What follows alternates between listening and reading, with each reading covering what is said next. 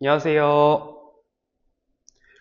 위례파인만에서 통합과학과 화학을 가르치고 있는 이지우 강사입니다. 지금부터 26년 효성고 통합과학 1학기 중간고사 분석 영상을 시작하도록 하겠습니다.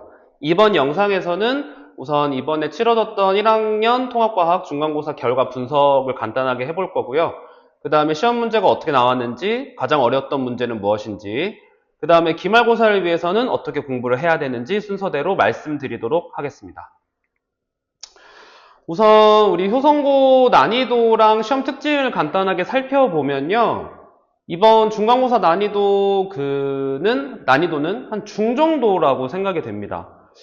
작년과 이제 이번 시험을 좀 비교를 해보면 작년 같은 경우에는 이제 물리학 파트에서 어려운 문제들이 꽤 나왔었는데 이번에는 그렇게 어려운 문제가 나오진 않았어요.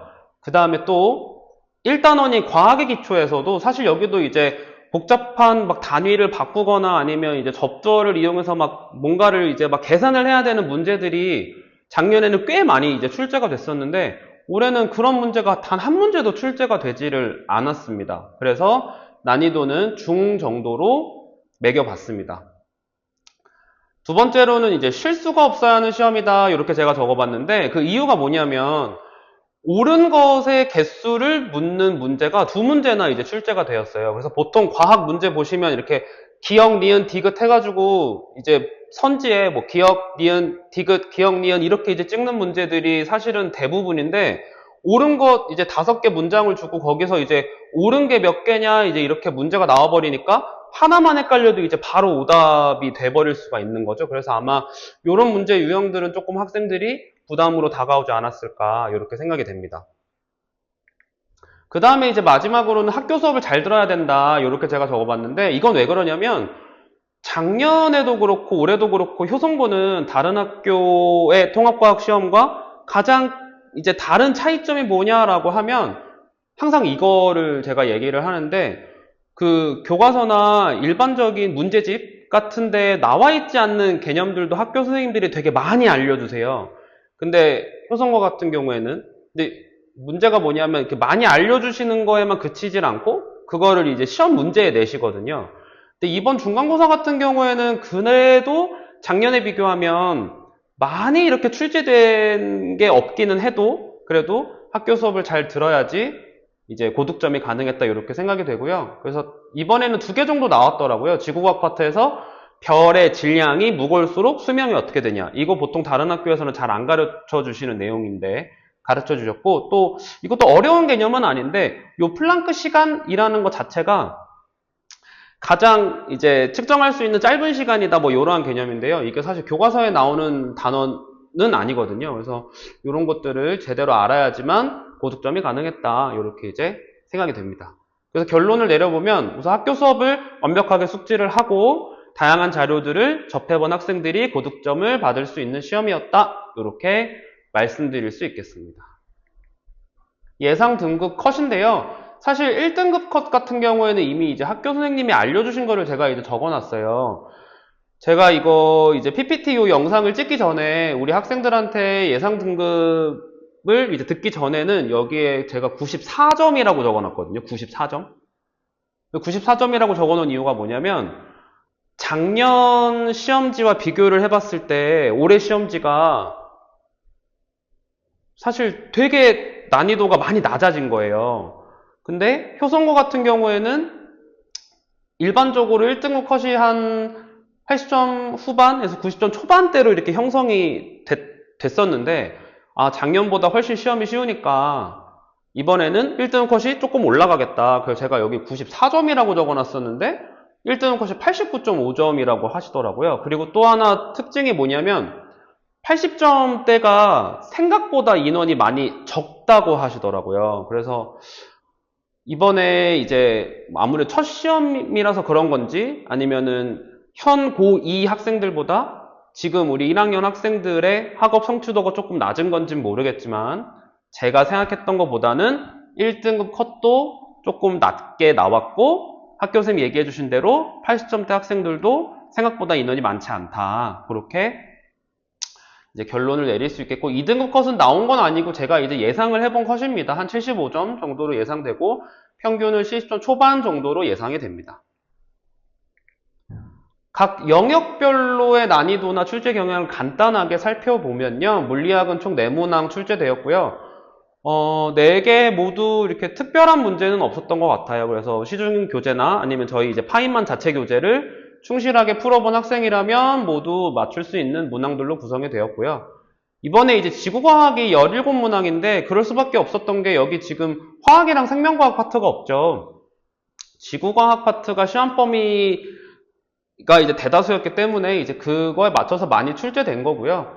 여기 같은 경우에는 이제 꼼꼼한 암기가 이제 필수적인 파트고, 아까 말씀드렸던 그 옳은 것을 골라야 하는 문제도 여기서 출제가 되었기 때문에 학생들이 꼼꼼하게 암기를 했어야 고득점을 받을 수 있었다. 이렇게 이제 생각이 되고요.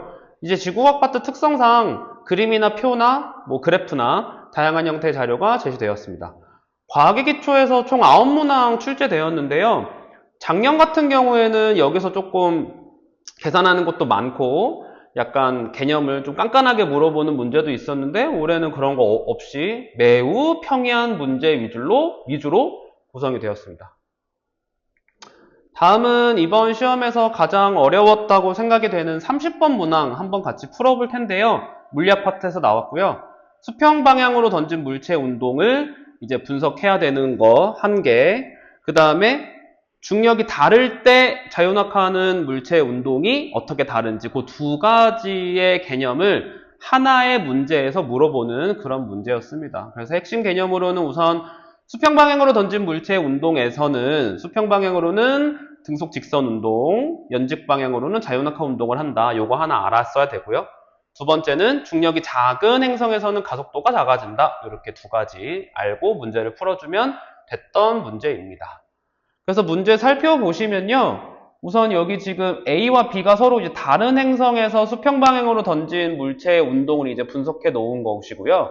R이라고 써 있는 건 뭐냐면 수평 방향으로의 거리, H는 뭐냐면 연직 방향으로의 거리입니다. 그래서 R 같은 경우에는 R이 크면 클수록 더 세게 던졌다. 그러니까 더 빨리 던졌다. 이렇게 생각이 되겠죠. 그래서 A 같은 경우에는 이 R 값이 일정 시간 동안 0.25m인데 B 같은 경우에는 R 값이 같은 시간 동안 0.5m이기 때문에 수평 방향으로 더 빨리 던진 것이 B이다. 이렇게 우선 체크하고 넘어가면 되겠고요. 그 다음에 연직 방향으로의 거리를 보게 되면요. 방금 전에 설명드렸던 것과 반대이죠. 그래서 A 같은 경우에는 0.1초 동안 연직 방향으로의 거리가 0.1, B 같은 경우에는 같은 시간 동안 0.05, 그렇기 때문에 중력의 크기가 A가 더 크다라고 볼 수 있겠습니다. 그래서 보기 보시면요. 기억, 쇠구슬에 작용한 중력의 크기는 A에서가 2배이다. 맞게 되겠죠? A에서가 2배이다. 니은, 수평 방향으로의 속도는 아까 말씀드렸죠? B가 더 빠르다라고 했는데 A가 2배다 하면 틀렸겠죠? 그 다음에 디귿, 가속도를 이제 직접 계산해 내야 되는 것인데 사실 이것도 복잡한 계산이 아니라 대표 유형 중에 하나 정도다라고 생각하시면 될 것 같아요. 그래서 가속도 같은 경우에는 각 구간의 연직 방향의 속도를 보시게 되면 지금 B에서 물어봤으니까 0.1초 동안 0.05m, 그 다음 0.1초 동안 0.1m, 그러면 각각의 속도가 0.5, 1이 될 것이고요. 0.1초가 바뀌는 동안 속도가 1에서 0.5로 0.5 변화했죠. 그래서 0.1초분의 속도의 변화량 0.5 해주면 5m/s 제곱이 답이었다. 그래서 디귿은 틀린 보기가 되겠습니다. 그래서 이 문제 사실 살펴보면 이번 그 30개 문제 중에서 그나마 좀 어려웠던 거를 제가 가져온 건데 작년 그 중력 파트의 문제와 비교해보면 굉장히 평이한 수준이었습니다. 그래서 이제 기말고사 범위와 출제 예측 말씀드리도록 하겠습니다. 우선 효성고 통합과학의 가장 큰 특징이라고 보면 첫 번째는 아까 말씀드렸던 학교 선생님이 통합과학 이외의 것들을 알려주시는데 그것도 시험에 출제를 하신다. 첫 번째. 두 번째는 뭐냐면 기말고사 시험 범위가 많은 게 특징이거든요. 그래서 이번 기말고사도 역시 작년과 마찬가지로 통합과학 1, 대단원 2, 3단원이 전체가 다 시험 범위입니다. 그래서 앞에 과학의 기초를 제외한 모든 내용이 기말고사 시험 범위이기 때문에 학생들의 부담이 좀 클 것이다. 이렇게 예상이 됩니다. 그 다음에는 이번에 화학 파트가 시험 범위가 하나도 아니었기 때문에 그 화학 파트 킬러 문항 대비가 좀 필요하겠습니다. 그래서 물리나 화학 어려운 파트들의 킬러 문항 대비가 필요하다. 1등급 컷이 생각보다 낮게 나오긴 했지만 그래도 이제 그 안에서 이제 경쟁들이 치열할 수 있기 때문에 아마 어려운 문제들이 조금 더 많이 출제되지 않을까 이렇게 예상이 됩니다. 그 다음에는 아무래도 중간고사 시험 범위가 기말고사에 또 나오기 때문에 복습이 필요할 텐데요. 특히 중간고사 시험 범위가 앞서도 말씀드린 것처럼 지구과학이 대부분이었어요. 근데 지구과학의 대부분 또 다 암기 파트다 보니까 학생들이 시험을 보면 또 금방금방 까먹는단 말이죠. 그래서 이제 암기 파트가 많았던 지구과학, 여기 이제 개념 복습이 반드시 필요하겠다. 그래서 저희도 이제 작년에도 꾸준하게 여기를 이제 학생들이랑 매주 이제 같이 이제 계속 복습을 하면서 빠져있는 개념들은 없는지 이제 그런 것들을 점검하곤 했었습니다. 마지막으로는 너무 당연한 얘기인데요. 사실 꼼꼼한 암기가 필요합니다. 앞서 말씀드린 바와 같이 옳은 것을 골라야 하는 문제가 이제 2문제나 출제가 되었기 때문에 사실 기말고사도 이 옳은 것을 모두 골라야 하는 문제가 출제가 안 될 것이다 라고 예상하거나 말씀드릴 수는 없잖아요. 그래서 그러한 문제를 풀기 위해서, 그런 문제를 맞추기 위해서, 대비를 하기 위해서 꼼꼼한 암기가 필요하겠습니다. 그래서 앞으로의 학습 전략입니다. 통합과학 같은 경우에는 뭐니 해도 개념을 공부하는 게 가장 중요합니다. 그래서 기본적인 개념을 탄탄하게 공부하는 것이 중요하겠다라고 말씀드릴 수 있겠고요. 두 번째는 기출 분석입니다. 그 전체적인 출제 기조가 작년과 크게 바뀌지는 않았어요. 난이도가 조금 낮아진 것 뿐이지 출제 기조가 많이 바뀌진 않았기 때문에 작년 기출을 저와 같이 풀어보면서 올해는 어떻게 나올 것인가 이런 것들을 이제 대비하는 것이 중요하겠습니다.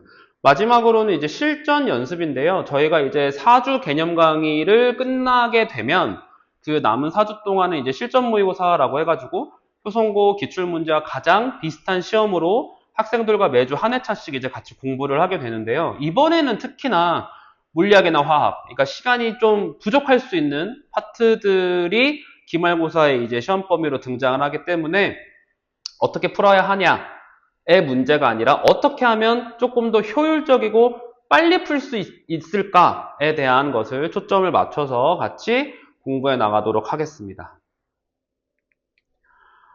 이번에 우리 1학년 학생들 이제 처음으로 이제 치렀던 시험인데요. 그 중간고사 결과를 바탕으로 본인의 위치나 이런 것들이 조금 어느 정도인가를 조금 객관적으로 판단할 수 있는 기회가 되었다라고 생각하면 좋을 것 같고요. 거기에 더불어서 이제 그거에 그치지 않고 이제 본인이 이번에 어떤 노력을 더 했으면 시험을 더 잘 받겠다. 이러한 좀 자기 반성과 함께 이번 기말고사의 목표를 정하고 또 1학기 전체 등급의 목표도 한번 정해봤으면 좋겠습니다. 이상으로 효성고 통합과학 시험 분석 영상을 마치겠습니다. 감사합니다.